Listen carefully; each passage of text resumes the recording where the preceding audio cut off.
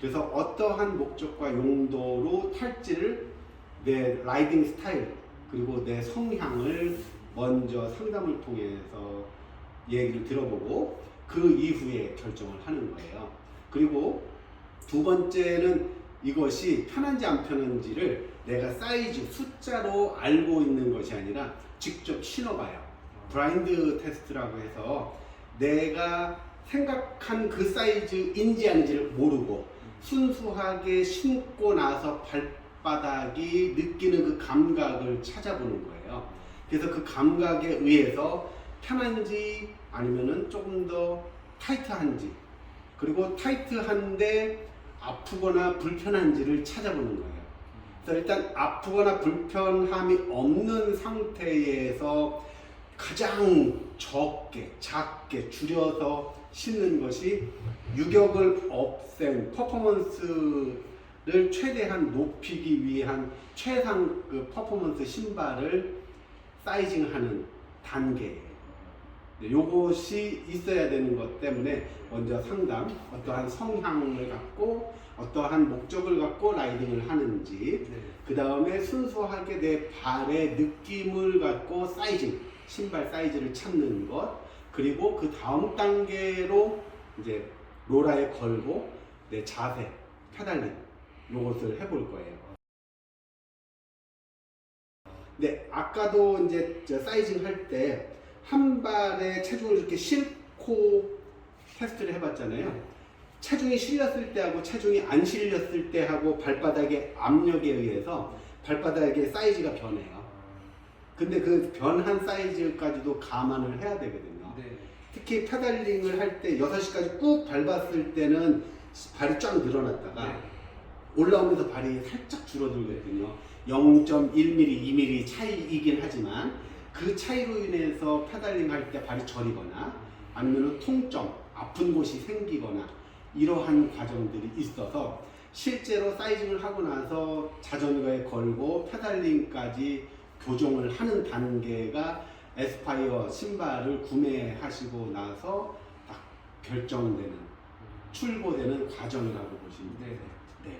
그 정도까지를 저희가 지원을 해드리는 거니까 하시고 싶은 어떤 라이딩 성향이나 뭐 이런 것들을 최대한 말씀해 주시면 좋아요. 네. 그러니까 동호인 레이싱, MCT. MCT로 준비하시는 거예요? MCT 출전 경험이 있으신 거예요? 16년도까지 MCT를 나가셨대? 쉬었다가 올해부터 또 16년도까지 했다가 네. 지금 5년 정도 단절이 있었고 그렇죠. 올해 22년도서부터 다시 MCT에 나가보시려는 거예요. 네. 어떤 목적과 용도를 쓰는지에 따라서 틀린 게요. 일반적으로 양쪽 발의 사이즈가 거의 대부분이 짝발이에요. 그래서 작은 발과 큰 발이 있을 때 작은 발에 맞춰가지고 좀 더 타이트하게 퍼포먼스를 갖고 갈지 아니면 큰 발에 맞춰서 좀 더 편하게 갈지도 나눠져요. 물론 경제적인 여유가 있다면 큰 것, 작은 것 사서 짝재기로 신으면 제일 좋겠지만 현실적으로는 그렇지 못하다 보니까 그것은 조금 더 좀 퍼포먼스를 극한으로 좀 몰고 가셔야 되겠네. 네, 그러면 41.5로 가셔야 될 가능성도 있대요. 네. 왜냐하면 42가 이제 딱 42가 넘는 건 아니고 41.5부터는 크고 42는 안 되고 오른발이 그렇거든요. 톱은 스탠다드고 요 상태가 있는데 예전같이 저희 이제 리치화라고 있대요. 그 인공 암벽 탈 때. 네.